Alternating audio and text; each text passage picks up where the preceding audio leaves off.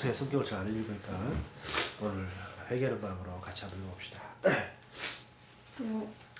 여호와여 다윗을 위하여 그의 모든 겸손을 기억하소서. 그가 여호와께 맹세하며 야곱의 적는 자에게 서원하기를 내가 내 장막집에 들어가지 아니하며 내 침상에 오르지 아니하고 내 눈으로 잠들게 하지 아니하며 내 눈꺼풀로 졸게 하지 아니하기를 여호와의 처소 곧 야곱의 전능자의 성막을 발견하기까지 하리라 하였나이다. 우리가 그것이 에브라다에 있다함을 들었더니 나무밭에서 찾았더라. 우리가 그의 계신 곳으로 들어가서 그의 발등상 앞에서 엎드려 예배하리로다. 여호와여 일어나사 주의 권능의 계와 함께 평안한 곳으로 들어가소서. 주의 제사장들은 의의 옷을 입고 주의 성도들은 즐거이 외칠지어다. 주의 종 다윗을 위하여 주의 기름 부음 받은 자의 얼굴을 외면하지 마옵소서. 여호와께서 다윗에게 성실히 맹세하였으니 변하지 아니하실지라. 이르시기를 내 몸의 소생을 내 왕위에 둘지라. 내 자손이 내 언약과 그들에게 교훈하는 내 증거를 지킬진대 그들의 후손도 영원히 내 왕위에 앉으리라 하셨도다. 여호와께서 시온을 택하시고 자기 거처를 삼고자 하여 이르시기를 이는 내가 영원히 쉴 것이라. 내가 여기서 거주할 것은 이를 원하였음이로다. 내가 이 성의 식료품에 풍족히 복을 주고 떡으로 그 빈민을 만족하게 하리로다. 내가 그 제사장들에게 구원을 옷 입히리니 그 성도들은 즐거이 외치리로다. 내가 거기서 다윗에게 뿔이 나게 할 것이라. 내가 내 기름 부음 받은 자를 위하여 등을 준비하였도다. 내가 그의 원수에게서는 수치를 옷 입히고 그에게는 왕관이 빛나게 하리라 하셨도다. 아멘. 제 목소리가 저도 굉장히 답답합니다. 코가 꽉 막혀가지고 코가 지금 코로 전혀 숨을 쉴 수가 없어요. 답답하지만 여러분들이 좀 이해를 해주시고 들어주시면 좋겠습니다. 오늘 읽었던 132편 7절에 보니까 7절 그 뒷부분에 하반절에 뭐 이렇게 나와 있어요. 그의 발등상 앞에서 어떻게 한다고요? 엎드려 예배하리로다 그랬어요. 엎드려 예배하리로다. 시편 132편 1절에서 마지막 18절까지 말씀을 봤습니다. 우리 지난주에 굉장히 중요한 말씀을 우리에게 하나님 주셨어요. 그래서 지난주는 저 개인적으로 참 너무 중요한 말씀이다 이런 생각을 했는데 우리가 신앙생활을 하는데 이유가 바뀌어야 됩니다. 다른 말로 하면 생각이 바뀌어야 돼요. 이유가 바뀌지 않으면요 자꾸 틀린 방법으로 신앙생활을 하게 됩니다. 틀린 신앙생활을 하게 되죠. 그래서 우리가 이 신앙생활을 할 때 신앙생활의 이유가 처음에 이 문제 때문에 신앙생활을 했다면 이제는 문제가 아니죠. 그죠? 문제가 있으면 신앙생활을 하고 문제가 없으면 신앙생활을 안 하고 그게 아니고 우리가 신앙생활 이유는 뭐냐? 예수가 그리스도 이게 맞기 때문에 우리가 신앙생활을 하는 거죠. 예수가 그리스도 맞기 때문에 예수가 우리 인생 모든 문제 해결자 그리스도가 맞기 때문에 그래서 우리가 답을 얻었기 때문에 이 답을 얻었기 때문에 우리가 신앙생활을 하는 거지 뭐 문제 있을 때는 막 하나님께 매달리고 또 문제 없으면 또 바로 그냥 해이해져가지고 나태해지고 그게 아닙니다. 그래서 우리 문제 중심의 신앙생활이 아니고 복음이 맞기 때문에 신앙생활을 하는 것이다. 그런데요 우리는 자꾸 연약하거든요. 예수는 그리스도 모든 문제 해결자라고 말해놓고도 우리는 또 연약하단 말입니다. 그래서 또 넘어지고 또 실족하고 그러죠.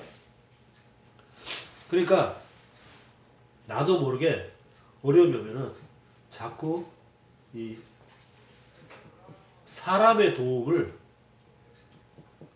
자꾸 구하려고 합니다. 물론 사람들이 다 필요하죠. 주변에 가족도 필요하고 뭐 친구도 필요하고 다 필요합니다. 근데 나도 모르게 사람이 도움을 필요하고. 근데 이게 뭐냐면 하나님은 이걸 보고 네가 교만하구나 그랬단 말이에요.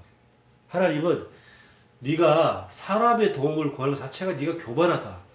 왜? 너 나를 무시하는 거냐? 하나님 그런 거죠.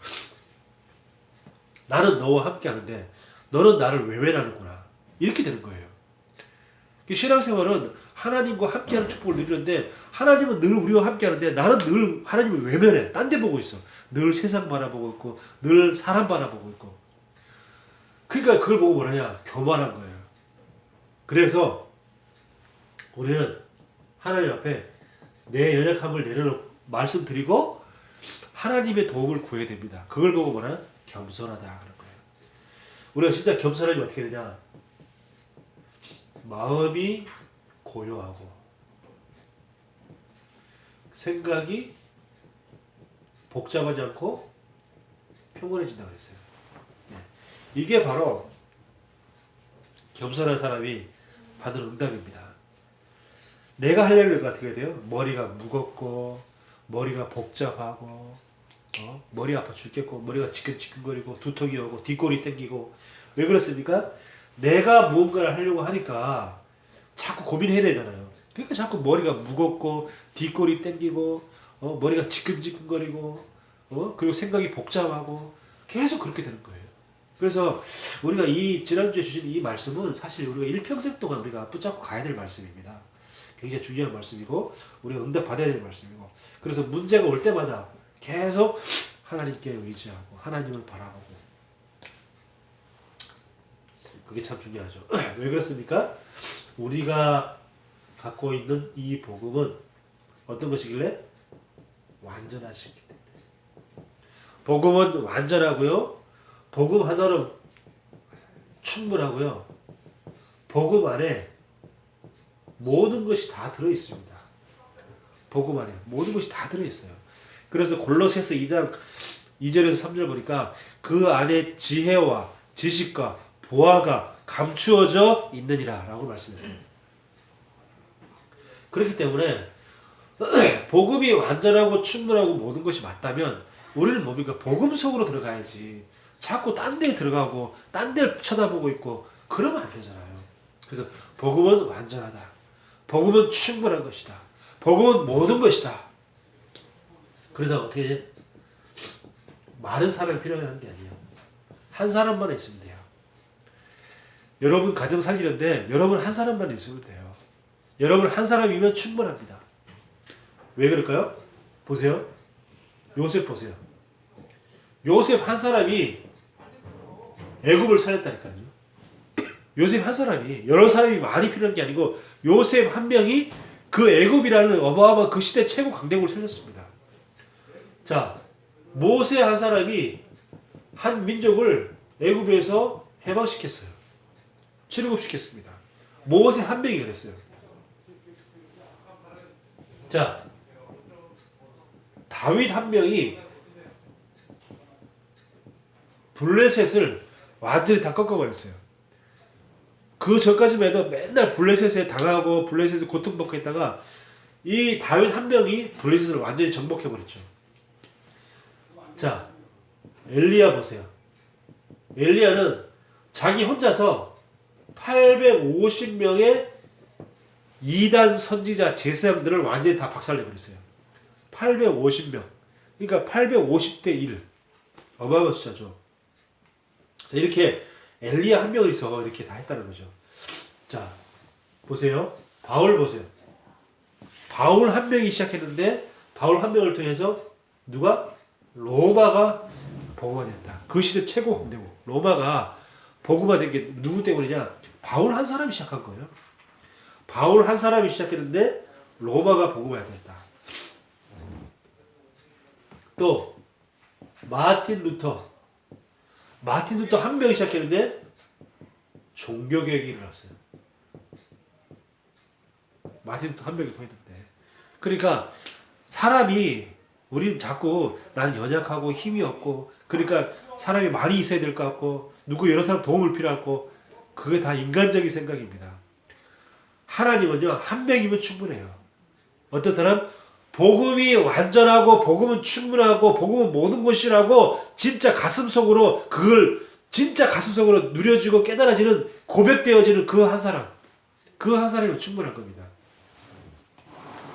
그래서 우리는 여러 사람이 필요한 게 아니에요. 여러분 한 명이면 여러분 가정을 복음화할 수 있어요. 한 명 한 명 약 한 명은 먹어 들어가는 겁니다. 그게 최고의 전략이에요. 뭐 한꺼번에 뭐 여러 명을 어떻게 하셔 뭐 그거 아닙니다. 하나님은 요새 한 명을 통해서 야금야금해서 애굽이랑 전체 나라를 다 살려버렸거든요. 자, 그래서 우리는 진짜 참된 감사가 회복돼야 돼요. 예. 감사는 감사를 부르고 걱정은 염려를 부른다. 아시겠죠? 감사는 자꾸 감사하면 감사할수록 자꾸 감사할 일이 자꾸 생겨나고 걱정을 자꾸 하면 걱정할수록 자꾸 염려할 일만 자꾸 생겨나요. 그래서 감사는 감사를 부르고 염려는 걱정을 부른다. 걱정은 염려를 부른다. 아시겠죠? 자, 그런데 이런 거 알면서도 자꾸 이 어리석은 사람들이 자꾸 있단 말이에요. 어리석은 자들. 누가 어리석은 자들입니까?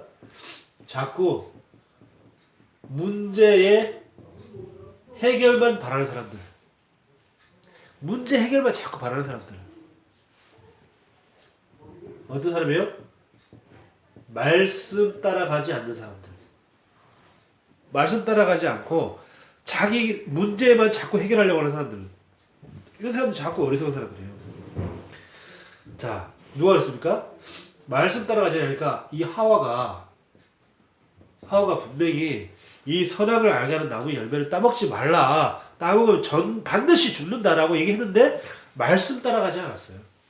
그러니까 이 하와 한 명 때문에 모든 인류가 다 여러분도 저러분도 아무도 우리는 선악과 따먹지도 않았는데 하와가 지은 죄를 우리가 똑같이 지금 지고 있단 말이에요. 그게 바로 문제죠, 문제. 우리는 선악과 따먹은 적 없어. 선악과 구경도 한 적 없어. 근데 하와가 당했던 그 재앙과 저주를 우리가 똑같이 당하고 있단 말이에요. 왜 그래요?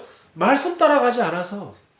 말씀이 너무 중요한데 말씀 따라가지 않은 한 명 때문에 온 인류가 그것도 대대로 몇천 년간에 걸쳐서 계속해서 재앙과 저주 가운데 빠져 있을 수밖에 없다는 사실. 얼마나 큰 사건입니까? 보세요. 가인이 말씀 따라가지 않은 거예요. 말씀 따라가지 않고 그냥 자기 나름대로 제사를 드릴 겁니다. 자기 나름대로 아벨은 말씀 따라가서 양을 가지고 제사를 드리는데 뭐 굳이 잡을 필요 있겠냐? 내가 지금 이게 농사를 열심히 지어가지고 농사를 하나님께 정성만 보이면 되지. 내 정성이 중요하지 뭐. 사람은 대부분 그렇게 생각하잖아요. 네? 아니 뭐 내 정성이 중요하지 뭐 이게 중요하냐. 늘 그렇게 생각하잖아요. 하나님께 내 정성을 드리면 되지 뭐 그게 중요하냐. 그래서 말하는 겁니다. 하나님은요 정성도 정성이지만 올바른 방법을 원하시는 거예요. 뭐 올바른 방법이 뭐야? 이거잖아요. 복음 놓치고 아무리 정성을 많이 쏟아봐야 하나님은 그 예배를 받지 않으세요. 그래서 많은 기독교인들이 망하는 이유가 그래서 그렇습니다. 우리는 뭐죠? 복음. 아벨은 복음을 딱 잡았잖아요. 복음을 잡고 복음의 예배를 드렸는데 가인은 무슨 예배를 드렸냐? 복음 다 놓치고 종교 예배를 드렸을 겁니다. 종교 예배. 자기 나름대로 최선을 다하고 자기 나름대로 뭔가 정성을 다 쏟으면 되겠지. 그게 뭐 종교란 말이에요. 그 절에 가 있는 그 가부좌 틀고 앉아 있는 스님들이 얼마나 정성을 다합니까? 잠도 제대로 안 자면서 새벽에 4시면 기상해가지고 목탁도 드리고 새벽 예불 드리고 얼마나 정성을 다해요. 근데 망하잖아요. 자기 나름대로 정성을 다 드려요. 근데 망한다니까. 우리는 뭐요? 우리는 막 아침에 늦게까지 일어나고 막 늦게까지 자고 막 근데 겨우 일어나가지고 사고를 해볼까 막 이러잖아요. 근데 우리는 저주 안 받잖아요. 왜 그래요? 우리는 복음을 갖고 있으니까. 그렇죠? 그래서 우리는 뭐죠? 진짜 이 복음. 아브라함이 하나님의 말씀 따라가지 않았어요. 아브라함이 처음에는 말씀 따라간 것처럼 보였어요. 하나님이 아브라함에게 내가 너에게 지시할 땅으로 가라 그랬더니 진짜 아브라함이 나왔단 말이에요. 자기 살던 곳에 나왔어. 말씀 따라가는 것처럼 보이는데 실제로 말씀 따라가지 않고 조금만 어려움이 오니까 어디로 갔냐면 애굽으로 가버렸어요. 아브라함이. 그 말은 뭡니까? 하나님의 말씀 따라 처음에 말씀 따라가는 것처럼 했지만 바로 자기의 애굽 땅으로 그렇게 가버린 거죠. 이게 자기가 있던 곳에서 뭐가 있냐면 가뭄이 생긴 거야. 가뭄. 하나님이 가라고 한 것이 보니까 그 가나안 땅인데 가나안 땅에 가보니까 가뭄이 생겼네. 이거 먹을 게 별로 없는데. 저기 애굽에 가니까 먹을 게 풍족하다는데 우리 애굽으로 가자. 그러니까 말씀 따라가지 않았어요. 그래서 나중에 그 애굽에 갔다가 자기 부인을 갖다가 자기 누이 동생이라고 속이기도 하고 막 그렇게 온갖 수치를 당하는 이런 일이 생겼잖아요. 자, 말씀 따라가지 않고 자기 문제만 해결하려고 하니까 어디 뭘 따라갑니까? 자기 생각 따라가요. 자기 생각 따라가. 여기 이제 작은 2번입니다. 큰 여기 문제 해결을 가는 사람 중에 말씀 따라가지 않고 자기 생각 따라가는 사람. 그래서 누구야? 이 요셉의 형들 보세요. 요셉의 형들이 너무 감정적이 된 거예요. 감정적. 사람이 감정이 우리가 은혜 받는데 감정이 필요합니다. 우리 찬양할 때 은혜 받잖아요. 찬양할 때 은혜 받으면 뭘로 은혜 받아요? 감정을 통해 은혜 받아요. 감정이 되게 좋은 역할, 좋은 기능이 있는데 근데 이 감정이 다른 쪽으로 자꾸 은혜 받는데 말고 인간적인 부분에 자꾸 쓰임 받다 보면 이 감정을 통해서 어떻게 돼요? 사람을 자살하기도 하고 또 사람을 죽이기도 하죠. 그 요셉의 형들이 너무 감정에 휩싸여가지고 요셉을 갖다가 죽이려고 했다가 나중에는 노예로 팔았잖아요. 그렇게 감정이라는 게 이렇게 무섭습니다. 사람이 감정에 휩싸이면요 순간적으로 사람을 죽이기도 하잖아요. 많은 살인사건이 왜 일어납니까? 감정에 휩쓸려가지고 감정이 휙 쌓여가지고 막 순간적으로 욱하는 성격 때문에 그냥 사람을 이 새끼 나오고 그냥 죽여버리겠다 이렇게 되는 거예요. 그래서 이 자기 생각이라는 게 굉장히 무섭습니다. 그래서 생각 따라가면 안 되고 뭘 따라가요? 우리는 항상 말씀 따라가야 된다. 예배가 중요한 이유가 말씀 따라가는 그 시간이 뭐냐? 예배죠.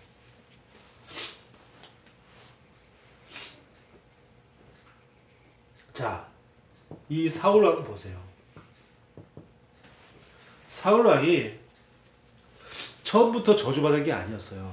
처음에는 하나님을 잘 섬겼고 또 나라를 사랑하는 마음도 있었고 막 그랬어요.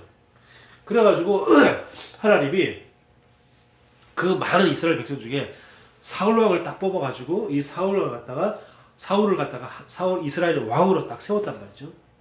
그런데 점점 사울 왕이 그 권력욕과 그 욕심과 야망, 동기에 여기 충만해져가지고 하나님의 말씀을 다 놓치고 뭘 따라갔냐? 말씀 따라가지 않고 자기 생각 따라간 겁니다. 그러니까 나중에 어느 정도까지 왔냐면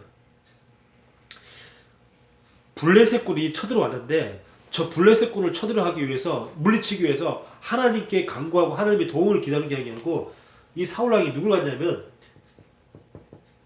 무당 찾아간 거예요. 왕이 예수 믿는 사람들이 지금도 많은 무당집 찾아가가지고 어떤 목사는 뭐 내가 어디에 목회를 해야지 어디에 교회를 개척해야지 내가 대박 나겠냐 교회가 부흥하겠냐 그거 물어보러 가는 그런 목사도 있다고 하는데 그 목사도 아니죠. 개새끼죠. 개새끼. 목사 개새끼. 자 그래서 지금도요 사울 왕이 무당 찾아간 거예요. 무당. 사울 왕이 무당 찾아가서 무당에게 어떻게 하면 우리가 저 적군들을 이길 수 있겠느냐 그거 물으러 무당을 찾아갔다니까. 하나님 찾아간 게 아니고 하나님께 예배하고 하나님께 기도하면서 하나님 도움 주세요. 제발 도와주세요. 이거 한 게 아니고 우리가 자칫하면 이렇게 됩니다. 자칫하면요, 내 지금 어떤 문제가 생겨서 이 큰 문제 이거 당장 이거 해결해 줄 건데 어떻게 하다 보니까 누가 용한 무당이는데 무당한테 구두 한 번에 하면 낫지 않을까? 우리가 이 사울 왕처럼 이꼴 날 수가 있단 말이에요. 근데 그 결과가 어떻게 됐습니까? 그 결과 무당 말 들었다가 나중에 사울 왕하고 사울 왕 아들하고 둘 다 부자지간에 둘 다 전쟁터에서 사망하는 그런 일이 생겼단 말이에요. 아버지와 자식이 다 두 명 다 전쟁터에서 사망하게 되는. 네. 이 사울 왕의 아들이었던 요나단이 다윗을 굉장히 사랑했거든요. 근데 이 요나단도 전쟁터에서 죽게 되고 또 사울 왕도 전쟁터에 죽게 되고 이게 뭡니까? 문제 해결하려고 했다가 자기 자식 죽이고 자기 죽고 이런 일이 벌어졌어요. 그래서 내 생각이 얼마나 위험한지 아셔야 돼요. 또 말씀을 놓치고 다른 것 붙잡는 게 얼마나 위험한 건지 알아야 됩니다. 그래서 오늘 이 시간이 정말 중요한 시간이에요. 예배드리는 시간. 왜? 말씀 따라가는 시간이니까. 네.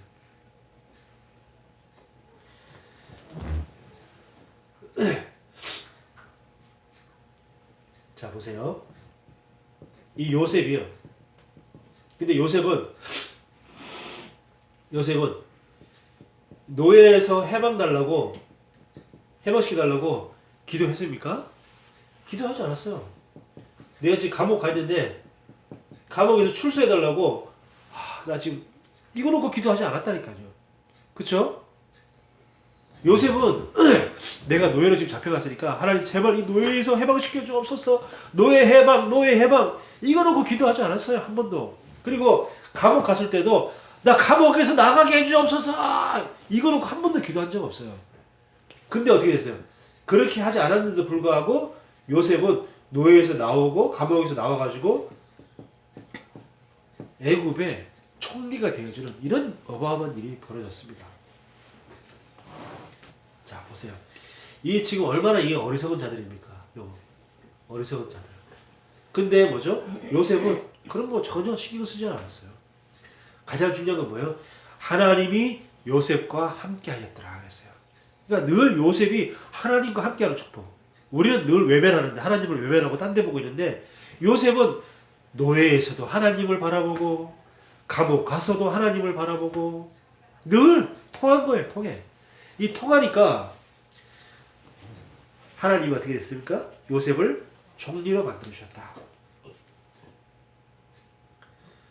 자, 여기 1번, 여기, 큰 2번이네요. 요셉. 자, 다윗 보세요. 다윗은 마찬가지입니다. 다윗이 자기가 늘 도망다니는, 자기를 늘 죽이려고 하는 사울왕 죽게 해달라고 요거 기도하지 않았어요. 그쵸? 한 번도 나 미치겠습니다. 저 사울왕 때문에 저 사울왕 좀 제발 좀 죽여주옵소서 이런 기도하지 않았다니까요. 다윗이. 그런데 하나님은 하나님이 사울왕을 데려가시고 다윗을 갖다가 이스라엘의 어떻게 왕으로 하나님이 딱 세우셨어요. 그래서 어떤 상황이든 하나님이 나와 함께 하시면 됩니다. 그렇죠? 어떤 어려움과 문제에서도 하나님이 나와 함께 하시면 되는 거예요. 항상 그걸 기억해야 됩니다. 분명히 하나님이 나와 함께 하신다. 요것만 딱 기억하고 있습니다. 자, 오늘 이게 이 시가 대부분 신학자들이 다윗이 썼거나 아니면 다윗의 아들 솔로몬이 썼을 것이다 라고 대부분 얘기합니다.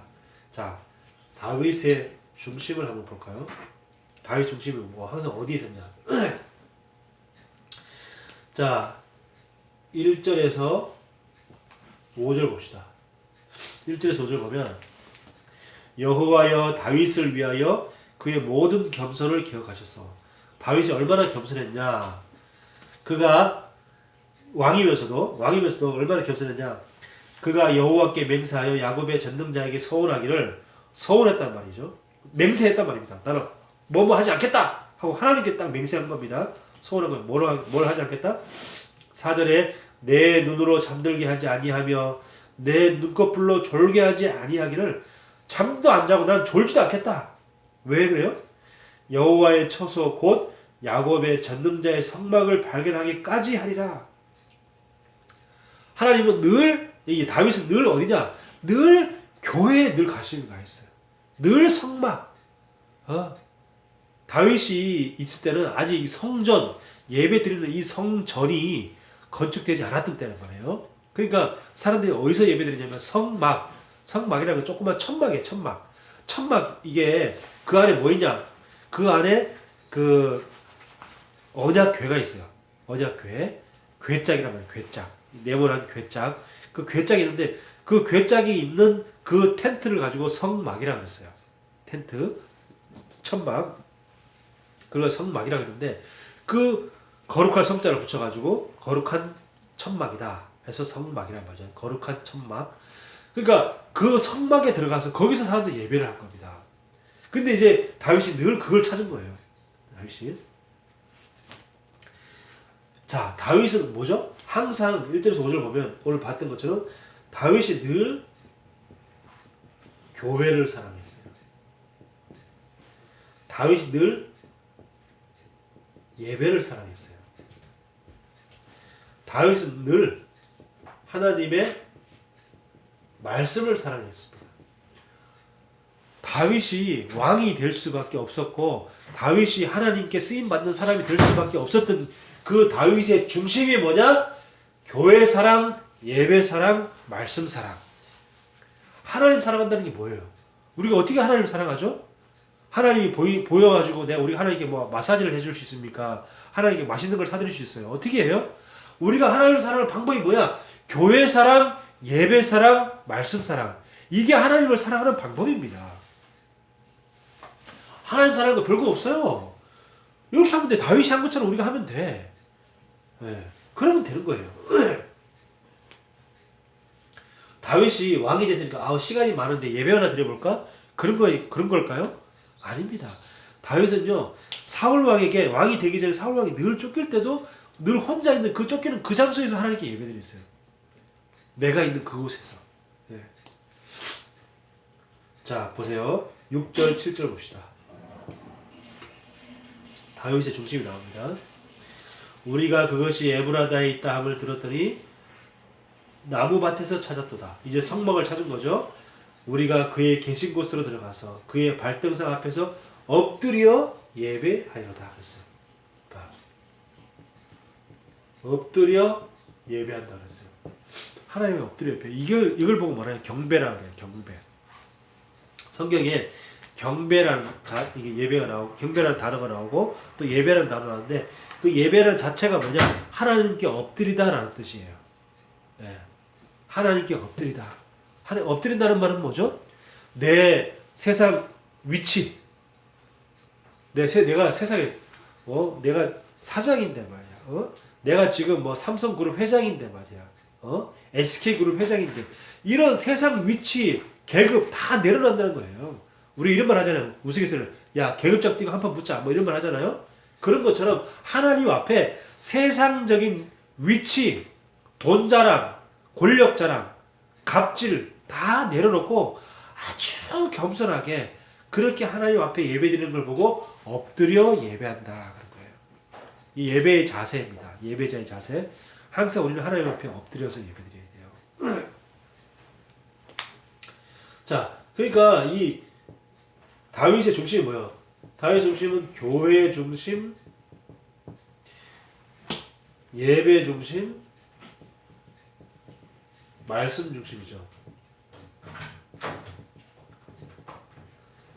그러면서 뭡니까? 다윗에게는요 늘 우선순위가 있었어요.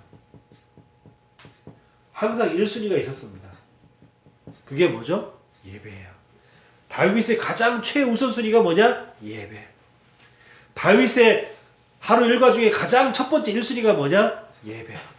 일주일 중에 가장 첫날 다윗의 가장 중요하게 생각한 게 뭐냐? 예배. 네. 다윗은 우선순위 1순위가 있었다니까요. 그게 뭐냐? 예배였습니다. 여러분의 우선순위가 뭡니까? 우리의 1순위는 뭐죠? 내 가장 우선순위 하는 게 뭡니까? 돈입니까? 돈이 우선순위입니까? 아니면 직장이 우선순위입니까? 내 직장이 최 1순위입니까? 어떤 사람은 교회는 안 나와도 직장은 잘 다녀. 그건 1순위가 아니죠. 우선순위가 아닙니다. 우리의 우선순위는 뭐죠? 예배예요. 우리 1순위는 뭐죠? 예배입니다.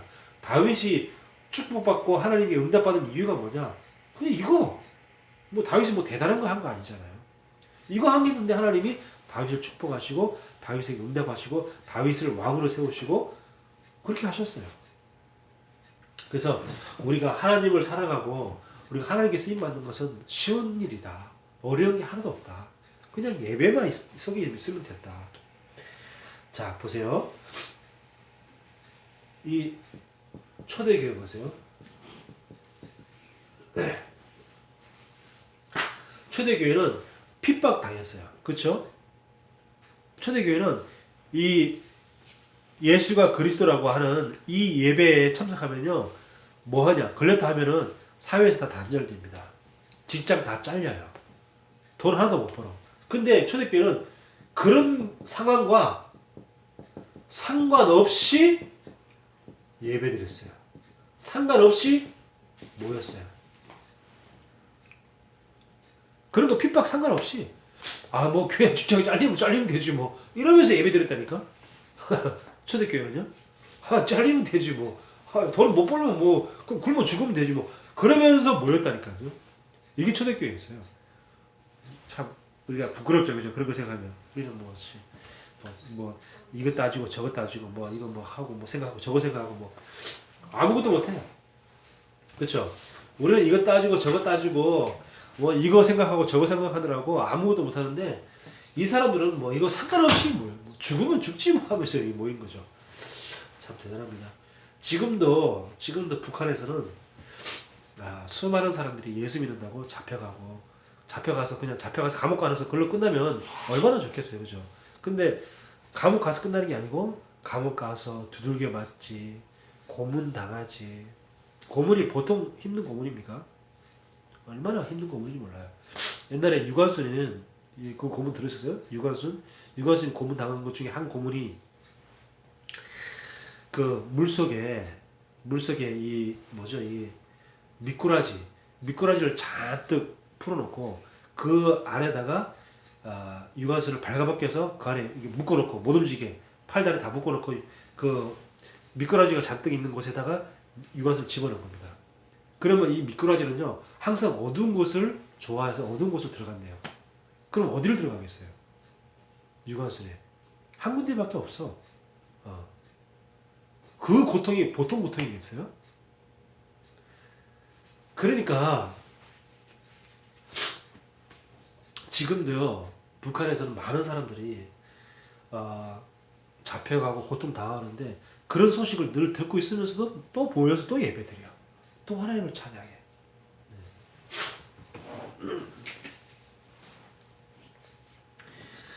자, 보십시오. 하나님의 중심은 어딜까요? 다윗의 중심은 이었습니다.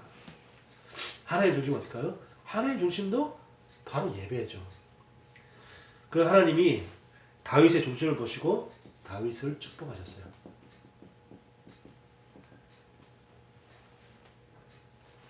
시편 132편 11절 12절 봅시다. 자, 11절 12절. 자, 하나님 다윗을 어떻게 축복했냐면 11절에 여호와께서 다윗에게 성실히 맹세하셨으니 변하지 아니하실지라 이르시기를 내 몸의 소생을 내 왕이 될지라. 다윗 너만 왕이 되는 게 아니고 네 자식들도 다 왕이 될 거다. 그러면서 내 자손이 내 언약과 그들에게 교훈하는 내 증거를 지킬진대. 하나님 말씀을 늘 지키니까 그들의 후손도 영원히 내 왕위에 앉으리라 하셨도다 그랬어요. 다윗 한 사람 때문에 다윗의 후손들이 대대로 왕이 되는 그런 축복을 받았어요. 이건요 부모들이 진짜 바라는 축복이거든요. 나 하나 잘 되고 우리 자식 망하면 아무 소용이 없잖아요. 근데 나도 잘 되지만 우리 자식도 잘 되고 우리 자식의 자식도 잘 되고 손자의 손자도 잘 되고 뭐 계속 대대로 잘 되는 거. 그게 얼마나 큰 축복입니까? 자, 다윗이 받은 축복이다. 왜? 하나님의 중심이 예배에 있기 때문에. 자, 또 보세요. 이게 지금 이게 자녀를 축복했죠. 그리고 15절에서 16절 봅시다. 15절 16절 내가 이 성에 식료품을 풍족히 복을 주고 식료품에 풍족히 복을 주고 떡으로 그 빈민을 만족하게 하리로다. 내가 그 제사장들에게 구원의 옷을 입히고 이르니 그 성도들은 즐거이 외칠지라다. 자 보세요. 그 성에 예배 처소가 있는 그 성에 하나님이 식료품을 풍성히 준다. 그 말은 뭐죠?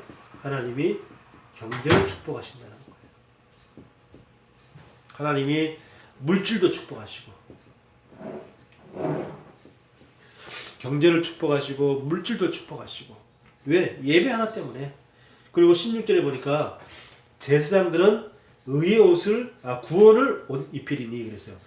제사장은 뭡니까? 지금 말하면 교회 예배를 인도하는 사람이죠. 그러니까 뭐죠? 이 목사는 늘 강단에서 늘 구원의 예배, 구원의 복음을 늘 선포해야 돼요. 그것이 교회의 할 일입니다.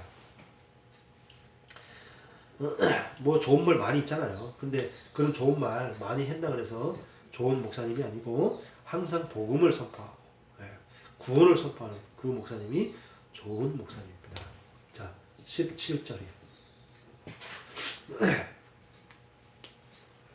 내가 거기서 다윗에게 뿔이 나게 할 것이며 다윗이 뿔난다 그건 무슨 말입니까? 다윗이 뭐 화나게 만들었다는 얘기예요? 우리 뭐 화나 뿔난다 막 이런 말이 그 말이 아니죠, 그죠?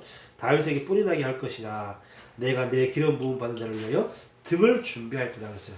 자, 뿔 다윗에게 뿔이 난다. 뿔은 뭐냐면 능력을 상징하는 겁니다. 권능을 상징해요. 하나님의 권능, 능력 이걸 상징합니다. 그리고 등을 준비했다 이 말은 뭐죠? 어둠을 밝히는 거죠.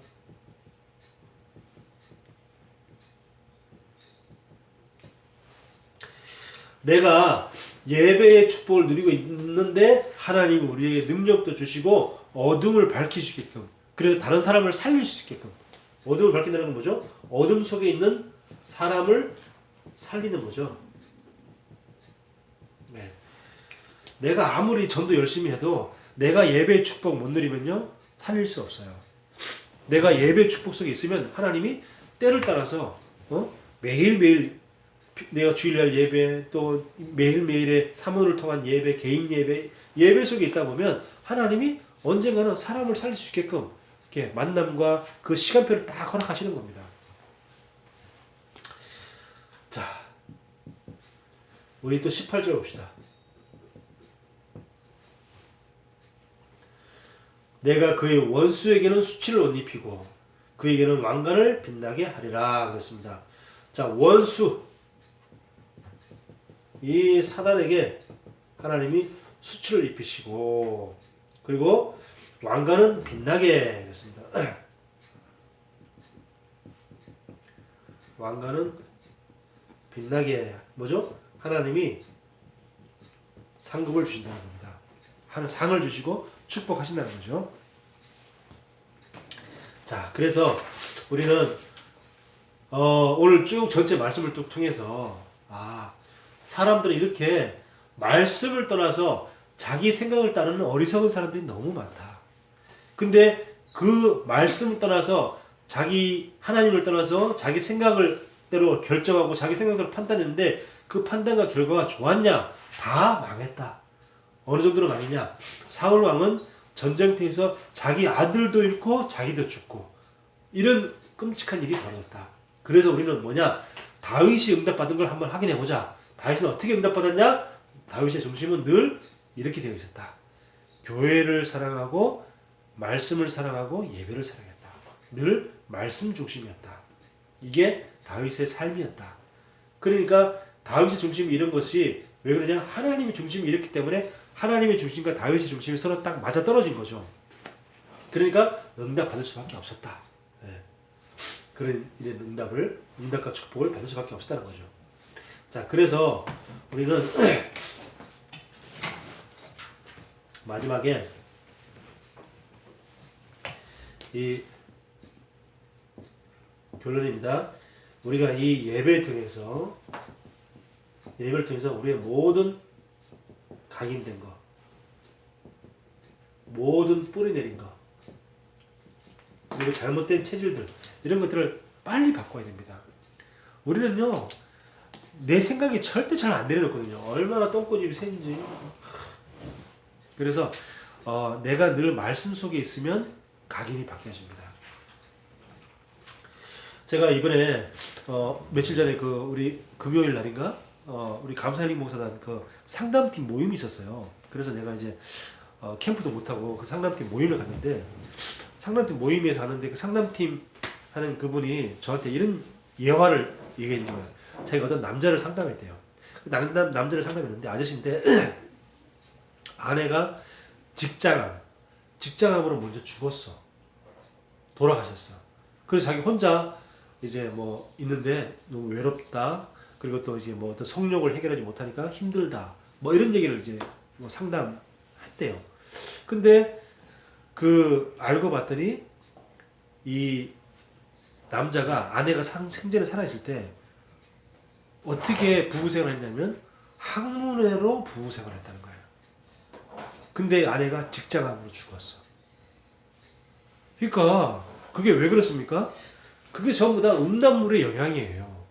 음란물 보고, 이게 지금 무슨 뭐 동성애자들이 그렇게 하는데, 동성애자도 아닌데 부부간에 항문을 이용해서 부부관계를 했다. 근데 그 아내는 직장암으로 죽었다. 물론 뭐 100% 그것 때문에 꼭 직장암에 걸렸다 이렇게 말할 수는 없을 수도 있겠죠. 하지만 전혀 영향이 없다라고는 말할 수 없겠죠. 그렇죠? 그러니까 이게 얼마나 우리는 뭐죠? 이런 세상, 이런 문화가 얼마나 우리 속에 깊이 각인되어지고 뿌리내려지고 체질되는지 몰라요. 네. 나도 모르게 우리 막 알잖아요. 우리 초등학교 시절, 또 청소년 시절, 중학생, 고등학교 이런 시절에 얼마나 세상 문화를 아무 거리낌 없이, 아무 생각 없이 그냥 무조건 다 접하잖아요. 무조건 다 받아들이잖아요.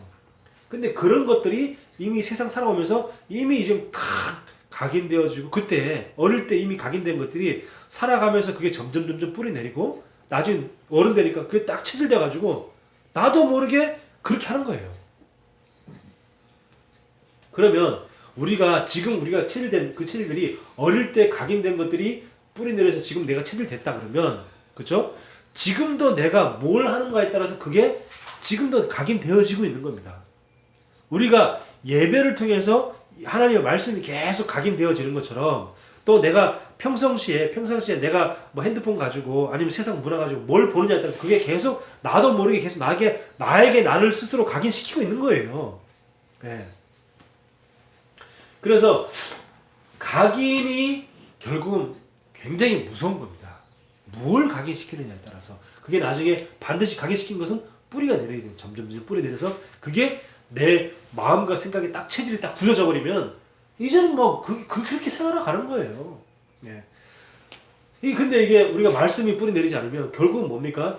내가 세상 문화, 세상 사람들의 사고 방식 이런 것들이 우리 속에 각인되어지니까 그렇게 살아갈 수밖에 없는 거란 말이에요.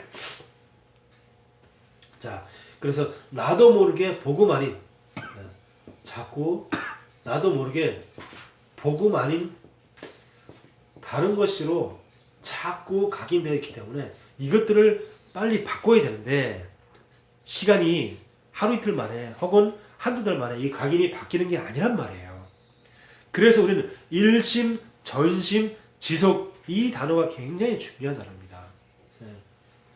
이 바꾸는데 일심, 전심, 지속으로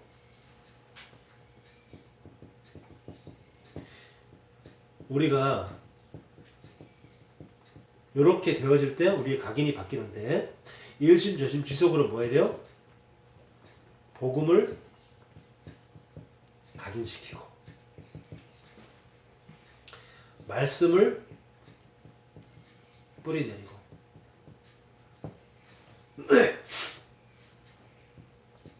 기도를 체질화시키고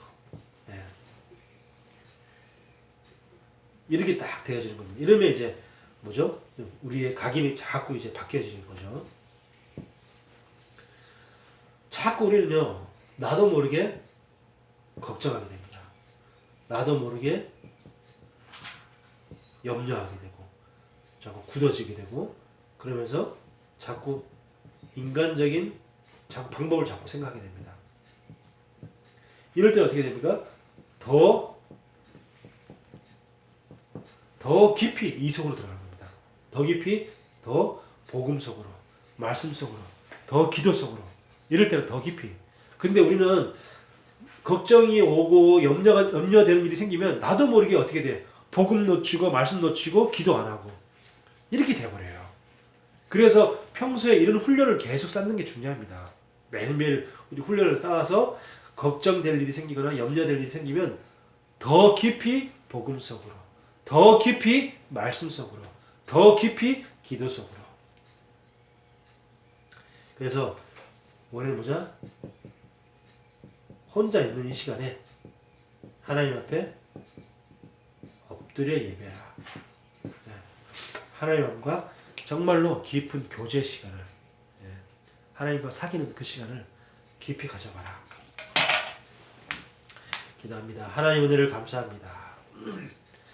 우리의 마음과 생각, 영혼 깊이 각인되어져 있던 이 세상 것들, 이런 것들이 그때는 영적인 것도 모르고 또 그런 것들 각인시킨다고 해서 무슨 결과가 오는지도 모르고 우리는 아무 생각 없이 별 생각 없이 받아들였던 세상 문화가 지금 우리를 얼마나 괴롭히고 또 우리를 얼마나 하나님 말씀을 놓치게 하는지 모릅니다.